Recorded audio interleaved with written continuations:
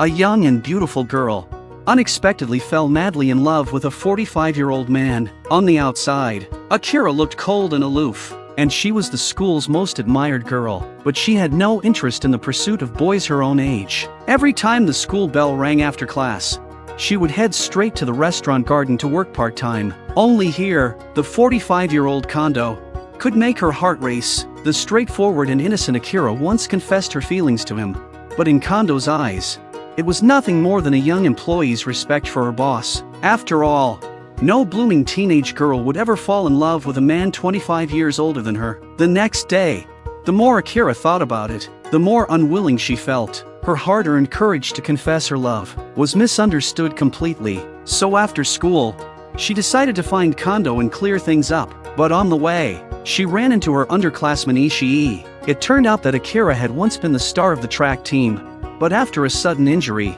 she could no longer run. This time, Ishii wanted to ask her for training advice. Eventually, Akira was brought to the track field by Ishii. Her former teammate Kyan was both surprised and awkward to see her again. Akira took the initiative to greet her, then sat quietly on the sidelines, watching Ishii run laps on the track. Her eyes filled with envy, and Ishii's running figure only reminded her more of her own past. The sight made Akira feel restless and out of place. She stood up, ready to leave. At that moment, Ishii mentioned she had heard Akira was working at a restaurant, and suggested going there to eat sometime. Akira immediately rejected the idea with a serious face, then hurried away. Soon, the sky began to pour rain. Akira let the rain drench her completely. It wasn't that she was moody, but that painful memories had come flooding back. During one 100-meter sprint, she had been so desperate to break the record that she lost her balance and fell. That one fall completely crushed her track and field dreams. For the next 2.5 years of school life, she could only move with a wheelchair or crutches, and her heart grew lonelier and more closed off, until the 45-year-old Kondo appeared, bringing a glimmer of light into her life. With nothing more than a cup of coffee and a small magic trick, he captured her heart completely. At this moment, Akira couldn't even tell whether it was rain or tears on her face. Meanwhile, after finishing work, Kondo had just opened his window to relax. When he saw Akira standing there, soaked to the bone, he hurriedly told her to come inside. But Akira stood motionless in the rain. The downpour grew heavier and nearly drowned out her voice. Yet she still confessed her love to Kondo. After speaking, she turned and walked away, leaving her words rippling in Kondo's heart. The next day, Akira showed up for work as usual, but Kondo still hadn't figured out how to respond to her. Yet Akira acted as if nothing had happened, which only left Kondo even more unsettled. After much thought, he could only treat what happened yesterday as a joke. But during a break when the two were alone, Akira suddenly slipped behind him quietly, scaring him out of his wits. In Kondo's eyes, Akira looked like a little devil at that moment, and he was convinced she was just teasing him. But Akira spoke seriously, telling him her feelings were real. Once Kondo realized this wasn't a joke, he decided to walk Akira home, while Akira eagerly waited for his reply. Looking at the beautiful and pure girl before him, Kondo wasn't completely unmoved, but he calmly told her he couldn't give an answer. He patiently explained all the reasons why it was impossible between them, but Akira, full of emotion, refuted him point by point. Seeing how anxious and unsettled she was, Kondo decided to take her out for a walk to ease her mind. The two stood awkwardly under a tree, and Kondo suddenly asked Akira, what exactly did she like about him? Akira simply said that liking someone doesn't need a reason, but with such a large age gap, Kondo insisted there had to be one. Akira's voice trembled as she said, there is no reason at all. Seeing Akira's firm yet fragile expression, Kondo hesitated to speak. In that moment, he remembered his younger self, and it felt like he was back on a date with the girl he once loved. Heart pounding and face flushed, but the very next second, he came back to reality, and picked up an empty cicada shell lying on the ground. His youth had long since slipped away like that broken shell. Afterward, he told Akira, go on just one date with an old man like me, and you'll see how boring it is. But Akira only heard the word date, and took his offhand remark as the truth. The next day in class, Akira's mind was filled with nothing but the date. She even doodled little love sketches of herself and Kondo in her notebook. After her shift that afternoon, she reminded Kondo not to forget about their date. In the kitchen, Kaze, who had always liked Akira,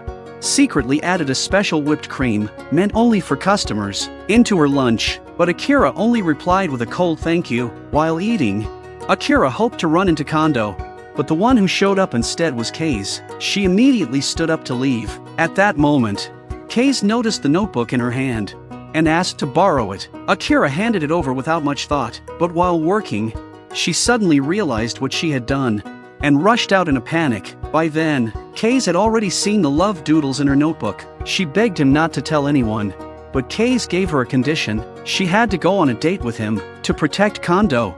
Akira agreed, though she looked completely reluctant. Kei's didn't care in the least. At the movies, he deliberately chose a horror film, thinking Akira would lean on him out of fear, but Akira sat through the whole thing stone-faced. When the movie ended, she insisted on going home, and even paid him back for the ticket, but Kei's grabbed her hand, insisting they go have coffee. Akira stayed silent, but when he mentioned Kondo, her body flinched, and she snapped at him to keep his promise of secrecy. Realizing the date wasn't going as he expected, Kei's began mocking her, saying it was disgusting to love a 45-year-old man. Furious, Akira threw down some money and stormed off. At that moment, Kondo suddenly called her, asking to set up a place for their date. When the call ended, Akira was so happy she even jumped in place, but when she turned around, she saw Kei staring at her. Kei bluntly told her they had no future. The words struck right at Akira's sore spot, and just then, Kei suddenly kissed her cheek. Startled, Akira shoved him away with all her strength, then frantically wiped the spot where he had kissed her. That night, lying in bed, Akira looked at the call log with Kondo and couldn't help but smile. But the moment she thought of what Kei had done, she angrily rubbed her face again. The next day, Kondo waited for Akira at their meeting place. Akira dressed up carefully, even changing into a new hairstyle, which made this old man Kondo feel a stir in his heart. After that, they watched the same horror movie, but Akira's attention was completely on Kondo. When the movie ended, Kondo suggested they go their separate ways. Akira quickly said she was thirsty, so the two of them went to the same coffee shop as before. Kondo wiped his sweat openly with a towel, as if hoping that these little details would make Akira realize he was already old. But in Akira's eyes, these were exactly the things that made him attractive. Kondo took a sip of coffee and suddenly remembered his very first date with a girl. But looking at Akira in front of him, and at the young couples scattered around the shop, he realized his own youth had long passed. Soon after, he paid the bill and prepared to leave. Akira quietly followed behind him. While Kondo was on the phone, Akira stared absent-mindedly at the ocean. When he finished his call, he was stunned by the sight before him. Akira, bathed in the glow of the setting sun, looked like a beauty from a painting, and yet, he thought, this old man looked completely out of place by her side. With that complicated feeling, the two of them ended their date. At the subway station, Akira lingered, unwilling to part, but Kondo walked away without looking back. At the very moment he stepped into the station, Akira felt as if time had stopped. She dropped her bag and ran toward him without hesitation. When he turned around, Akira leaned in and kissed him softly, but in the next second, time started flowing again. Kondo walked normally into the station. Everything just now was nothing more than Akira's fantasy, because she didn't have the courage to actually do it. That day, Akira followed Kondo's son Yuto to his home, but Kondo wasn't there. It was her first time in Kondo's house, and she nervously placed her shoes next to his. While her thoughts wandered, Yuto told her to come inside. The sight before her made Akira freeze. Unwashed socks, a yellowing pillow, and a room in complete disarray. But Akira didn't care about the mess. On the bookshelf, she spotted the magic book Kondo once used to cheer her up. Just then, the study room behind the door caught her eye. Inside, piles of novels and discarded manuscript papers covered the floor. She could almost picture Kondo sitting at the desk, writing earnestly. At that moment, Yuto said he was hungry. Akira, acting like a future stepmom, decided to cook, but when she opened the fridge, there was almost nothing inside. So she made a simple omelet rice. Just as it was ready, Yuto heard the sound of his father's footsteps coming up the stairs. He wanted Akira to help him surprise Kondo. When Kondo opened the door, he only saw Yuto. Yuto claimed the omelet rice on the table was his own cooking. Meanwhile, Akira was hiding in the storage cabinet nearby. Although Kondo seemed suspicious, he still took a bite and commented, "A little salty." Hearing that from inside the cabinet, Akira couldn't help but feel strangely disappointed. It was summer, and inside the cabinet was hot and stuffy. Unable to bear it any longer, Akira suddenly burst out and fell right in front of Kondo. Yuto realized he had made trouble and quickly went to pour drinks, but in his rush, he spilled the drink all over Akira's clothes. Kondo, full of guilt, told Akira to wear one of his shirts for the time being, but for Akira, it felt like a rare reward. The oversized t-shirt nearly covered her skirt. Kondo wanted to wash her clothes,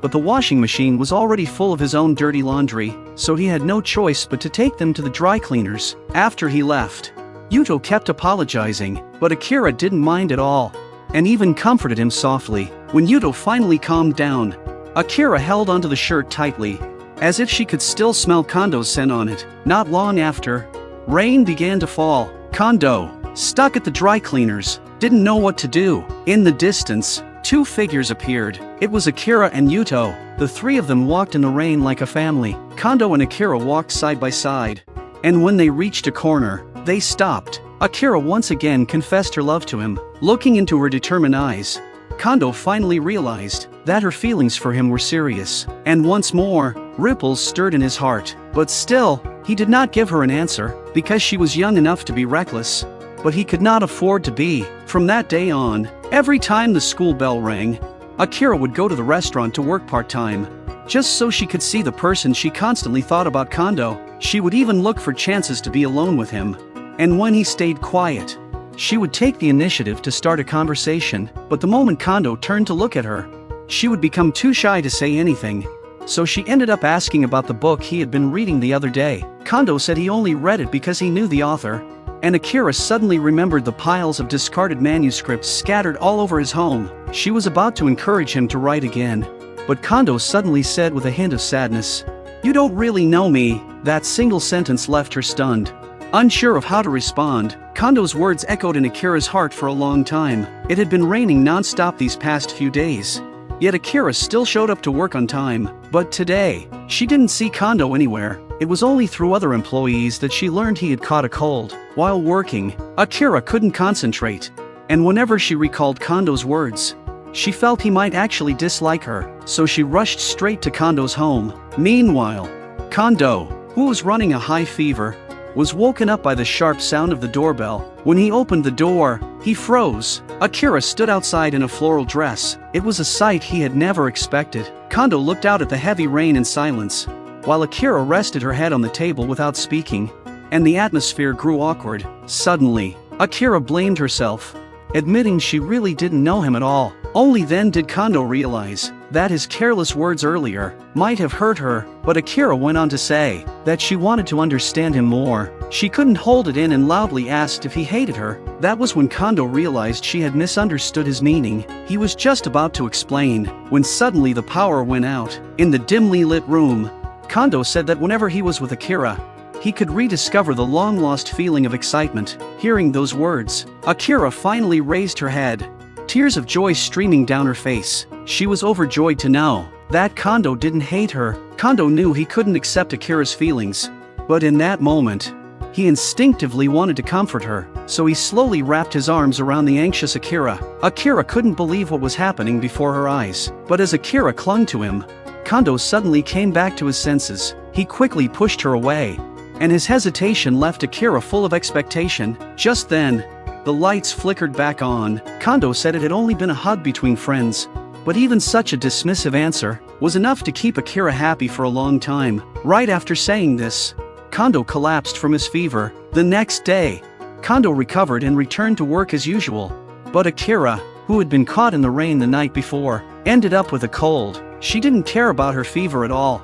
Her mind was filled only with what had happened last night. She sleepily spread out her hand, as if Kondo's fingers were laced with hers. But then she remembered his words from last night, that they were only friends, and she couldn't help but feel downcast again. That day, while Akira was serving customers at the restaurant, she froze at the sight of a familiar face. It was her old friend, Kyan. Kyan had come this time to persuade Akira to return to the track field, but Akira didn't agree. Before leaving, Kyan told her that a senior who had once suffered the same injury as her was now able to run again. Those words deeply moved Akira, And all of it was quietly observed by Kondo. That night after work, Kondo deliberately gave Akira plenty of free time, but Akira grew upset and said she didn't want to do anything other than work. On her way home, Akira put away her umbrella, letting the rain soak her completely. Deep down, her heart was already starting to waver. The next day, as Akira gazed at the lively sports field in the distance,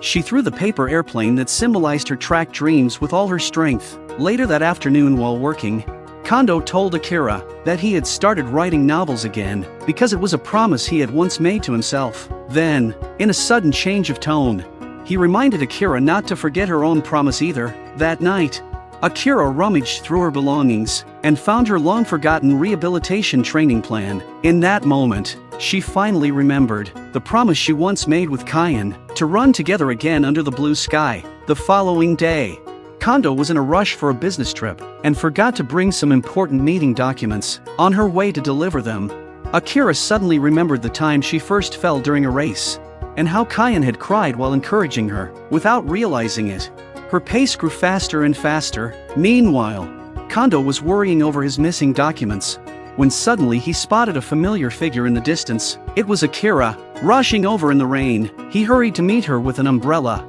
but Akira reminded him that the rain had already stopped. Their reflections shimmered in the puddles at their feet, and Akira gazed at Kondo with pure eyes. Kondo was about to say something, but his phone rang with an urgent call from his boss. Out of habit, Akira turned to leave, but as Kondo watched her walk away, he suddenly called out to her loudly. Akira could no longer hold back. She ran full speed toward Kondo, throwing herself into his arms. This time, Kondo didn't push her away. Instead, he held her tightly. Elsewhere, Kyan, who was preparing for training, suddenly received news that Akira was returning to the track. Her eyes instantly welled up, and tears streamed down her cheeks. At that moment, Akira, because of Kondo, had regained the courage to chase her dreams, and Kondo, inspired by Akira, completed his first novel. Its title was After the Rain. After the Rain was never just a simple age gap love story. It carried with it a gentle revelation. True feelings don't drain each other away. They are like one light igniting another,